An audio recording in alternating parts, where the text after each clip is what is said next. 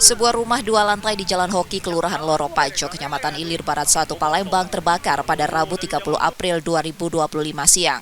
Saat asap tebal tiba-tiba membumbung dari lokasi kejadian membuat warga sekitar panik.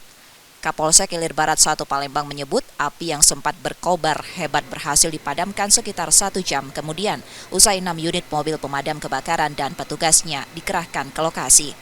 Bangunan tersebut diketahui difungsikan sebagai gudang penyimpanan mebel. Belakangan terungkap, rumah itu dulunya milik Wakil Gubernur Sumatera Selatan periode 1997 hingga 2002. Namun kini telah berpindah tangan dan tidak lagi digunakan sebagai tempat tinggal. Untuk kejadian ini, untuk waktu pastinya masih didalami karena kami masih belum mendapatkan informasi yang pasti. Namun saat ini petugas dari PBK bergabung dengan dari pihak kepolisian dan juga dari kecamatan sedang mengamankan lokasi tersebut. Untuk saat ini api alhamdulillah sudah bisa dipadamkan, namun sedang pendinginan oleh tim dari pemadam kebakaran. Untuk dugaan asal apinya, Bang? Masih kami dalami karena masih simpang siur, ada yang berdasarkan informasinya ada percikan dari listrik maupun ada juga dari puntung rokok, masih kami dalami. Bang, infonya rumah ini dijadikan gudang mebel, itu seperti apa, Bang?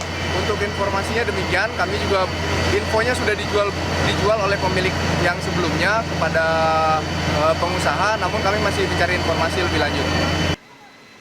Polisi masih melakukan olah tempat kejadian perkara dan mengumpulkan keterangan saksi guna memastikan penyebab pasti kebakaran. Reski Oktora, Muklas Diferensial, Kompas TV, Palembang, Sumatera Selatan.